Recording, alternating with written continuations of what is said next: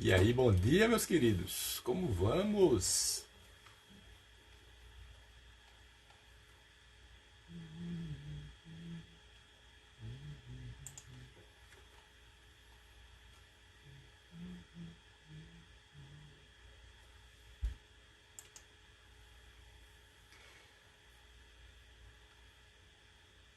Eu vou te contar.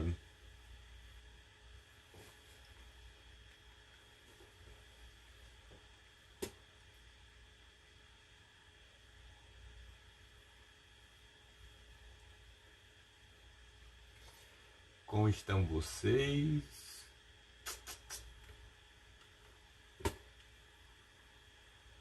Grande Marcos Viegas, forte abraço, meu querido. Bom dia, né? Tô nessa pinta, nessa hora, sabe pra quê? Pra fazer sustentação oral. Dá pra tu? Instituto Beredo. Bom dia também pra vocês, meus amigos. E aí, nessa lenha, né, de trabalhar pelo meio virtual, nós estamos aí esperando, né, o famoso e-mail, né, o e-mail de confirmação da sessão de julgamento para poder adentrar no ambiente virtual e fazer a nossa sustentação oral. Todavia, essa sustentação oral ela tem se demonstrado bem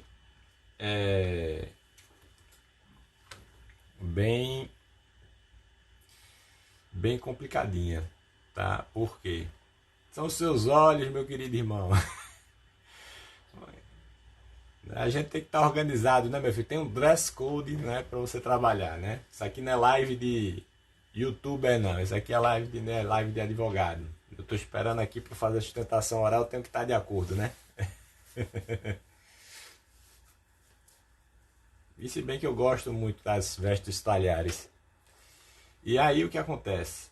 A gente vê que a fragilidade da da interação tecnológica com os tribunais. Os tribunais ainda são muito antigos.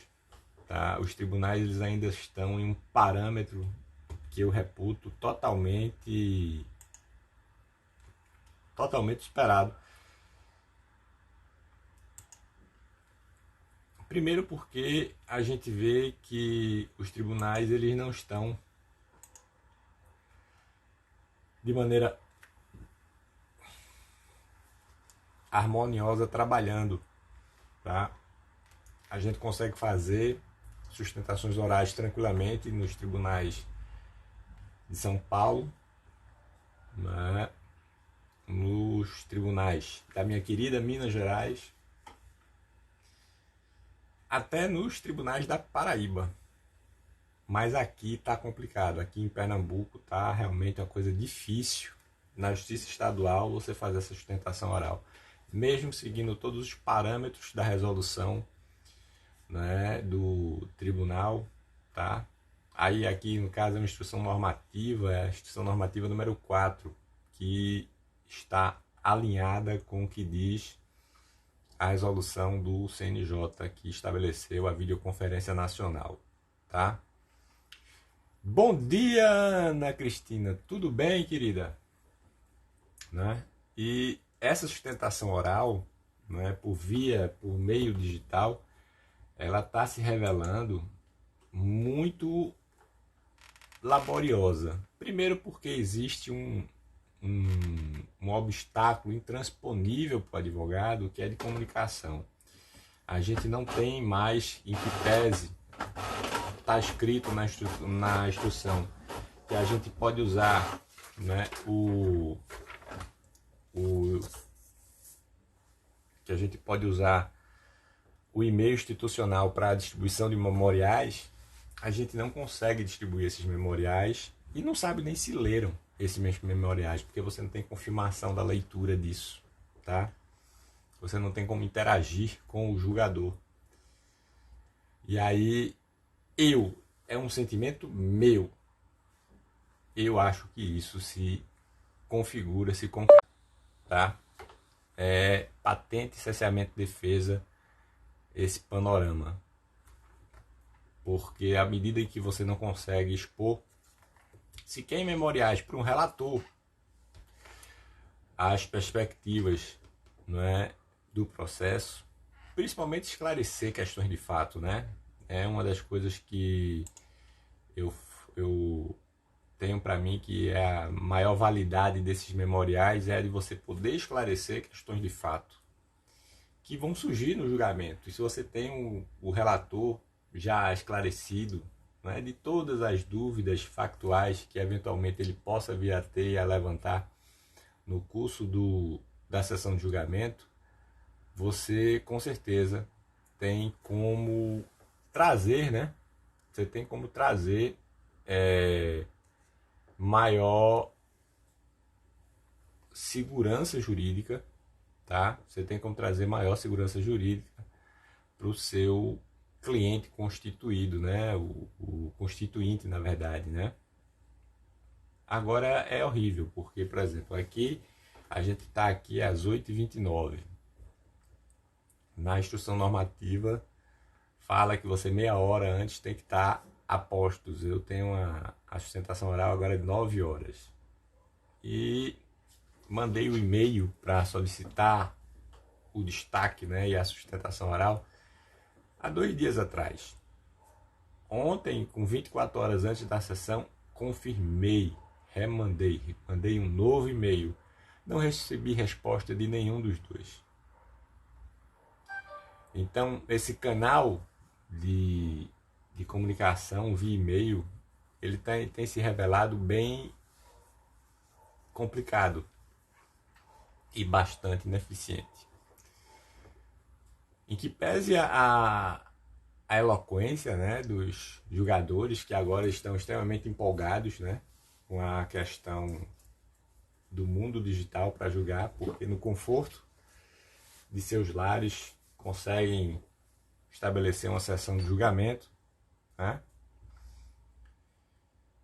e uma, entre aspas, pitoresca, né? Inclusive teve uma sessão do CNJ, do STJ, onde o ministro Jorge Mussi teve que fazer a sessão com um tubarão atrás, porque o neto dele mexeu no computador e ele não sabia alterar, né? Demonstrando a falta de intimidade com as ferramentas tecnológicas, né? Mas aí voltando, eu tenho visto que essa falta de intimidade com o meio tecnológico, ela também está gerando lesão ao direito sagrado do advogado, principalmente de nós, advogados criminalistas, de exercer a defesa. Tá? O ministro Celso de Mello tem um voto lapidar, onde afirma de maneira categórica, isso aí já está assentado inclusive no Supremo Tribunal Federal, que sustentação oral é por excelência ato de defesa, não podendo ser subtraída, né, essa oportunidade do acusado. Todavia, nós vemos que os obstáculos são muitos e cada dia mais, né, eles vão se avolumando. Eu tenho me debatido, né, nessas águas revoltas que são esses tempos aí de isolamento social, para fazer o máximo que posso e do que posso na defesa dos meus clientes. Mas, de igual forma, tenho sentido uma fragilidade imensa, né, porque o processo penal, por excelência, ele, na grande parte do país, não é? Em quase 80% do país, ele ainda é meio físico, ele é papel, tá? É papel. E assim sendo, ele não está digitalizado, a gente não tem acesso aos autos, ao não ter acesso aos autos, você não tem oportunidade, né, de defesa plena, eu não tenho como despachar esse processo com o julgador, não tenho acesso a ele. E aí você vai avolumando e vai tornando maior ainda a lesão ao acesso do advogado aos autos, quando você olha para a lei de digitalização, a lei de informatização do processo judicial, que data de 14 anos atrás. Nós estamos 14 anos atrasados, tá? E isso é imperioso você perceber. A lei é de 2006, né? A lei 11.419. Só digitalizaram processos cíveis, trabalhistas, e o penal continua em meio de papel. Agora, a nota peculiar é que o processo em papel, tá? O processo em papel, ele chega pra gente sempre como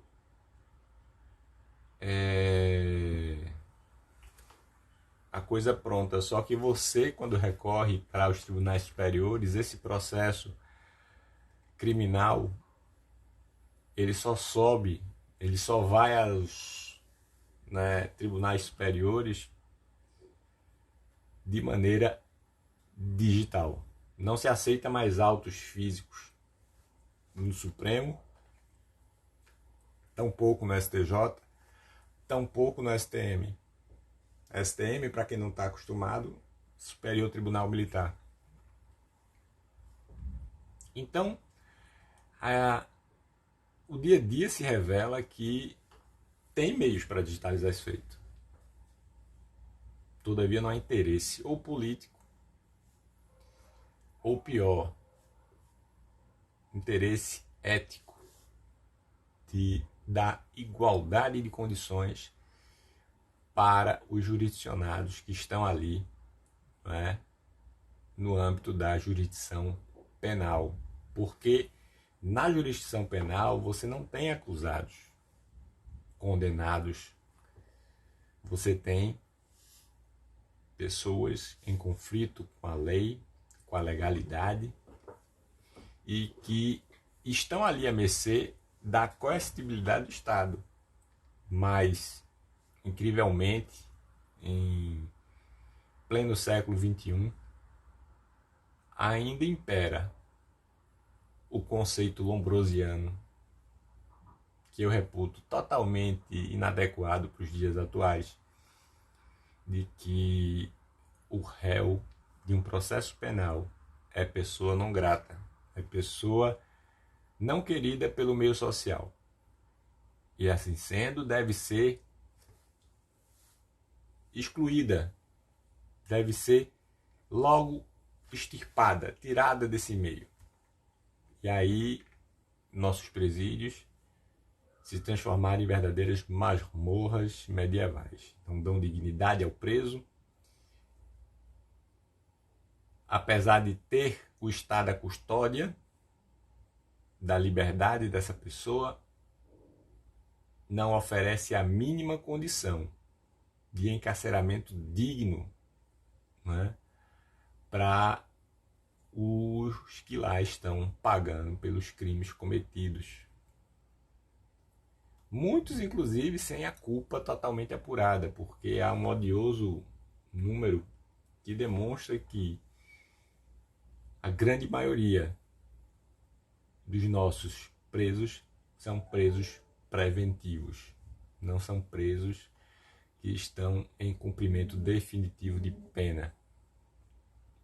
E aí o mais chocante, porque se a culpa não foi totalmente apurada, a gente tem a violação da razoável duração do processo, tem a violação também da dignidade da pessoa humana, e muitas vezes, durante o período preventivo, tem esse custodiado o cumprimento total do delito que está sendo imputado, e ao fim, muitas vezes, ele tem um veredito de absolvição, tem uma pena abrandada por ser primário.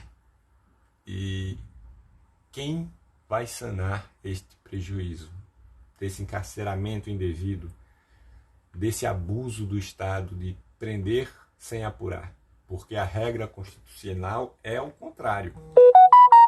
A regra constitucional nos ensina a primeiro apurar para depois prender. Aqui não, aqui a gente está fazendo, a gente está uma lógica reversa, perversa, cruel, onde o cliente favorito do encarceramento é o desvalido, tá? Não se engane achando que os crimes de colarinho branco, que os crimes, né, dos poderosos agora também estão sendo punidos com rigor da lei. Ora, a legislação econômica financeira, penal empresarial, ela teve um aperfeiçoamento muito grande nos últimos 10 anos. E foi nesse período, exatamente nesse período, onde com as rotinas digitais de fiscalização, com os cruzamentos de dados feitos por computadores, auditorias eletrônicas feitas pela Caixa Econômica Federal, junto ao BNDES, junto aos bancos financiadores, né, de projetos, também com as informações de inteligência financeira do COAF, né, que nós tivemos um aprimoramento dessa apuração. De apuração que antigamente durava um número infinito de anos, não é, que dava a possibilidade muitas vezes de prescrever tais apurações, ela não mais acontece. Hoje em dia, a tecnologia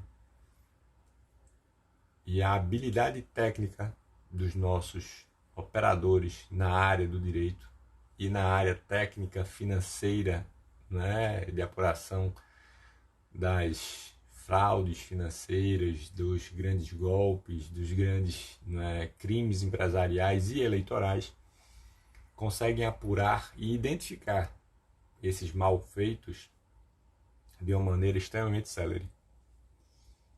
E é por isso que hoje nós vemos, né, o encarceramento do dito crime do colarinho branco, tá? Esse crime do colarinho branco, ele aparece como uma vertente de uma modernidade. E por incrível que pareça, a Dilma, né, a nossa ex-presidente Dilma, foi quem assinou a lei de crime contra as organizações criminosas, né? Chegaria a ser irônico até, né, quando essa mesma lei a condenou. Mas aí você tem também um outro aspecto, um aspecto também que eu reputo muito, muito difícil de se superar, que é o estigma, tá? Nossa sociedade gosta do estigmatizado, tá? Nós ainda somos um feudo, é a minha percepção. Basta se ler um pouco de, né, sociologia, né, sobre o povo brasileiro para você perceber isso. Como se explora o pobre nesse país. Como o pobre é utilizado, como a necessidade dos mais humildes é utilizada como moeda de troca, né? Eu me recordo muito bem, né, da grande seca que teve aqui no Nordeste, lá por volta dos finalzinhos dos anos 70, que a gente teve uma campanha nacional para ajudar, né, os refugiados da seca do Nordeste. E naquela época, então, a grande moeda de troca era o órgão público chamado DENOX, que furava poço. E muitos políticos furando poço numa terra árida vendiam esperança para aquele povo que estava ali totalmente sem o menor horizonte, né, de viabilidade de vida. E assim foi se propagando, né, os encaminhamentos, tá, da sociedade nesse sentido, de sempre ter alguém em dificuldade para você oferecer a solução, não é? E aí surge o primeiro estigma de você precisar dos heróis da nação, dos salvadores da pátria, que não existem, tá? Não existem. Isso é uma mera ilusão, não é? Laboete, né? Etienne Laboete tem um magistral trabalho feito no século XV, que ainda vale para o dia de hoje, que fala sobre a servidão voluntária, tá? Se vocês procurarem na internet, vocês acham facilmente, né? E quando vocês verificam, né, a questão do relacionamento daqueles que estão no poder em relação àqueles que são governados por quem está no poder, quase que na maioria das vezes nós temos uma relação tirânica, não é, de tirania estabelecida. Você não tem uma relação de estadista para uma nação. Você tem de um tirano que manda e o povo obedece. Guardando determinadas proporções, nós temos isso em todos os países, tá? Uns mais, outros menos, né?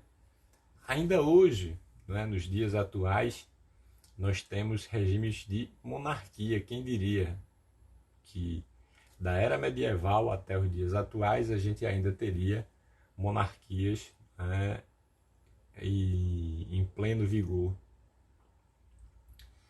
E é importante a gente ter essa percepção, tá? Eu, certa vez, em um seminário em Portugal, faz lá o que, uns 5, 6 anos atrás, pouco antes de concluir meu mestrado, e escuto no rádio do táxi a seguinte mensagem: e agora, notícias da colônia. Eu num táxi em Portugal. E no Brasil, ou seja, nós ainda somos vistos, né, com olhares de colônia pelo nosso colonizador, o nosso tirano, né? Bom dia, querido Roger. Bom dia, xerife. E aí o que acontece? Todo esse cenário, ele se revela, não é algo totalmente danoso para a relação jurídica do cidadão com o Estado. Porque, voltando de onde eu comecei, de onde eu nunca saí, nesse momento aqui com vocês, a relação do Poder Judiciário com o povo, eu vejo que cada dia mais está se fragilizando. E eu explico por quê. Primeiro porque a gente tem observado que o que prevalece hoje em dia é uma caça, não é uma valorização hiperbólica das estatísticas. Números. Mas os processos não são números. Processos são vidas, são pessoas, são direitos. São muitas vezes uma vida toda que é colocada em xeque à mercê da caneta de um magistrado, não é? E isso é algo muito, muito sério, porque a nossa perspectiva de um judiciário cidadão, ela tem na jurisdição o seu patamar maior do direito quando diz para o juiz dizer o direito. Mas, recorrendo a Dworkin, né, Ronald Dworkin, né, na sua elucubração sobre o juiz Hércules, que fala que o juiz Hércules ele é virtuoso porque é sensível, tá? E eu sinto que falta essa sensibilidade no nosso julgador. Julgadores que hoje em dia produzem estatísticas e não se importam se vai haver recurso ou não.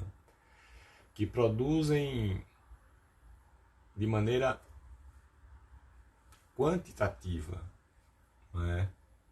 Sentenças, decisões, manifestações que muitas vezes, e isso é sabido por todos, é redigida de forma quase que mecânica, quase de maneira industrial, sem apreciar os atos.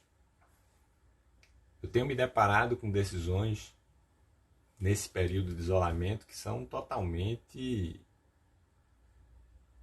extraordinárias, digamos assim. Extraordinárias por quê?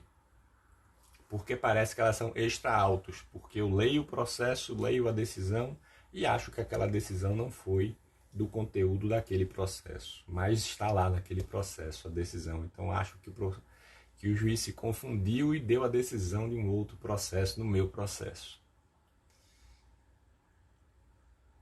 Isso tem sido recorrente, tá? Nós somos um país que precisa e merece, não é? Uma educação com E maiúsculo, para o povo ter capacidade crítica de pensar, de elaborar, de decidir, ter um sistema de saúde digno. Veja aí, durante essa pandemia, as dificuldades imperiosas que nós estamos tendo por conta do sucateamento do SUS, né? E o que não foi feito ao curso de 20 anos, ao que não foi feito ao curso de um tempo inteiro de gestão pública, está tendo que ser feito com o carro andando para evitar-se mortes, para diminuir o prejuízo, né? E para demonstrar, digamos assim, que minimamente gestão pública, tá? Defender a vida do cidadão é obrigação do Estado. Não é nenhum favor que o Estado está fazendo para a gente defender a vida da gente. É direito constitucional a vida e a saúde. Está lá. E eu digo isso com propriedade por ser advogado e atuar com direito da saúde. Sei do quanto é difícil fazer a gestão pública, mas eu também sei da quantidade imperiosa de desvios que acontece. Os recursos públicos que deveriam ser destinados à saúde e não são.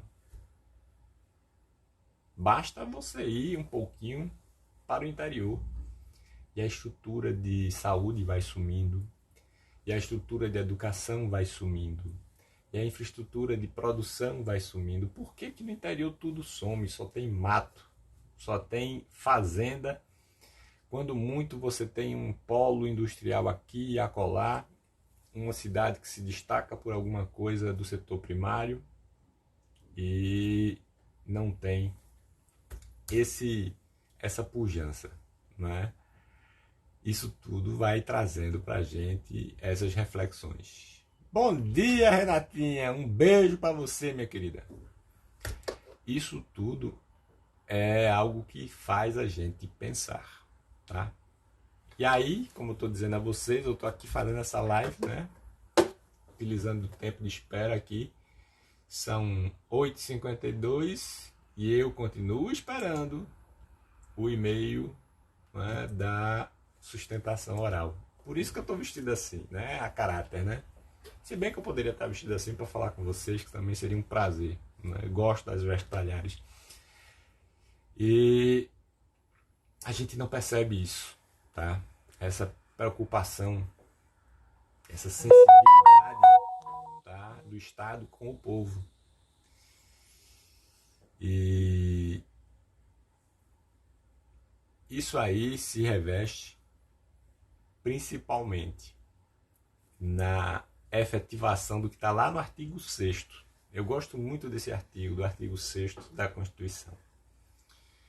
Pouca gente o conhece, pouca gente o visita. Ele é pequenininho, ele é pequenino, mas ele é fundamental para você ter consciência do que é seu direito cidadão, né? Exigir.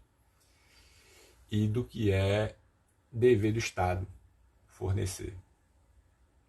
Recomendo pedagogicamente a vocês que quando acabar essa live aqui comigo, dê uma chegadinha no Google, bota lá assim, Constituição Federal, e leia o artigo 6º. Um dia maravilhoso para você também. Beijo para você. Isso tudo, né, precisa somente de duas coisas. Um homem público, né, com H maiúsculo, né, estadista, que queira realmente o interesse melhor para o seu povo, tá?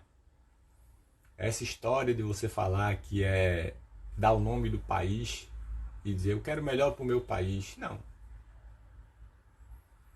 Eu quero melhor para o meu povo. Eu tenho que cuidar do meu povo. Eu tenho que cuidar da minha nação, tá? Dentre os conceitos, né, de direitos civilistas que tem, né, o que eu mais gosto é o de nação, que trata do povo, da etiologia, da origem da gente, tá? O que faz uma nação forte é a união do povo, não dos governantes. Os governantes, eles são, né, motivados por fatores outros que nós todos ignoramos. Quantas vezes a gente não vai, né, ficar à mercê disso, né, de não saber por que, que os governantes agem de tal forma, né, dizem uma coisa, fazem outra, porque os interesses são velados. Mas o estadista não. O estadista, ele fica de pé e põe seu povo de pé, dá dignidade ao povo. Um que eu tenho como referência é Winston Churchill. E aconselho quem não conhece a biografia dele ler. Está disponível aí nas plataformas digitais, nos leitores digitais. E aconselho enfaticamente a que vocês conheçam o perfil de Winston Churchill. E aí comparem com os nossos, né, homens públicos e veja quem é realmente estadista e quem é que está motivado somente por interesses pitorescos e pontuais da política nacional, tá? Isso se revela em todos os cenários e aqui também no judiciário.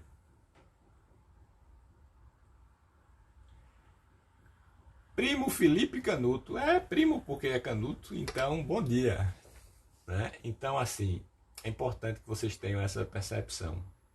E agora, né, 8h56. E eu não recebi ainda o e-mail de confirmação da nossa sustentação oral. E nada. E é o que eu estou dizendo. Como é que o cidadão vai ter acesso à justiça se a justiça não se perfaz conforme lá está descrito?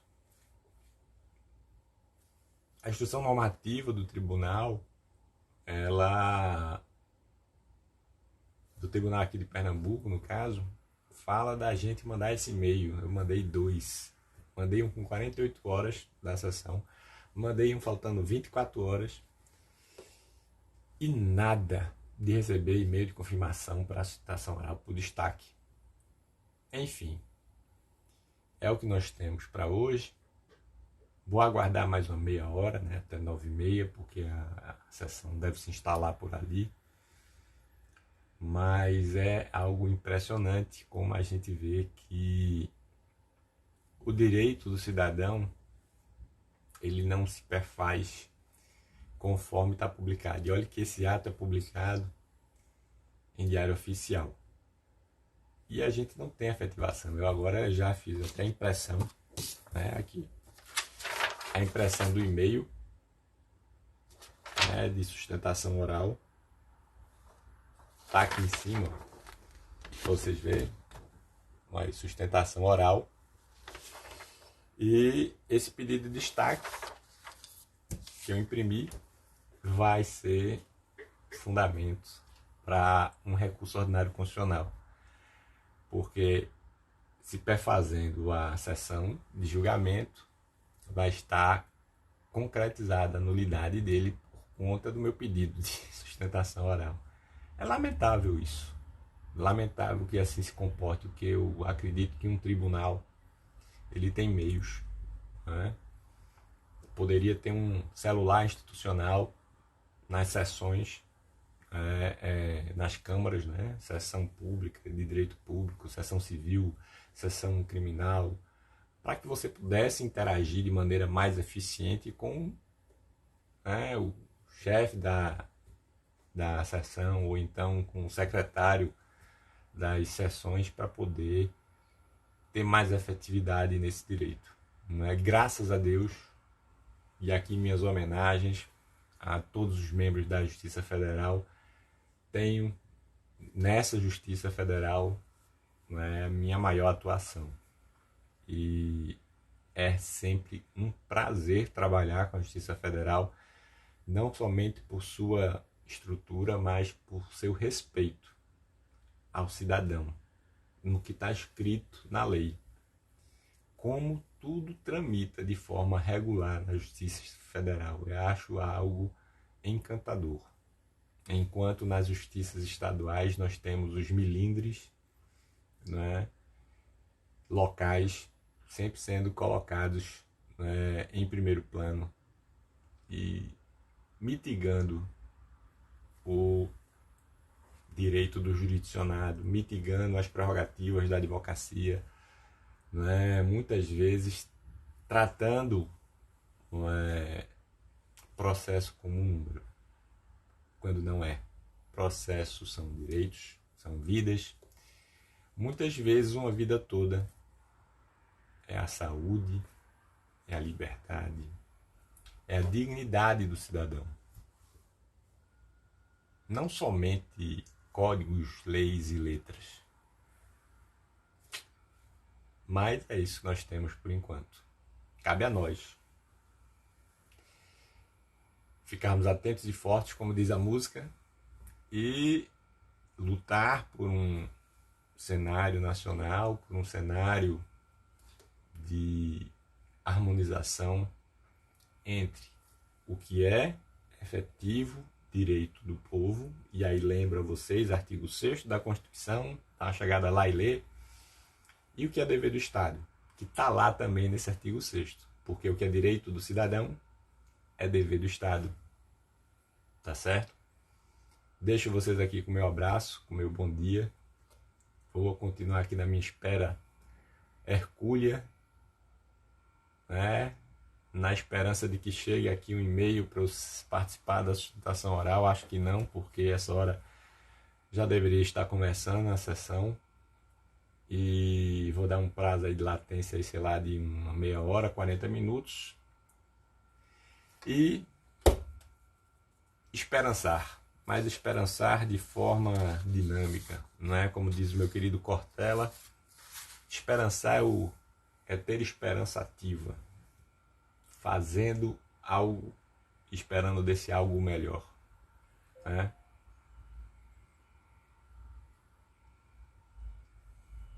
E deixa eu responder aqui a pergunta de Sul. Quando essa demora acontece, o que se faz? Sul, a gente luta. Jamais a gente pode se conformar. A gente tem que lutar muito e tem que se capacitar a entender todos os dilemas que estão envolvidos na nossa relação pessoal. Uma das coisas que você pode fazer por você e pelo país é exigir sempre seus direitos. Não importa onde, não deixe para lá. É direito seu, exija com inteligência, tá? Não precisa estar tudo brigando, não. Mas exija seus direitos. Faça respeitar como cidadão.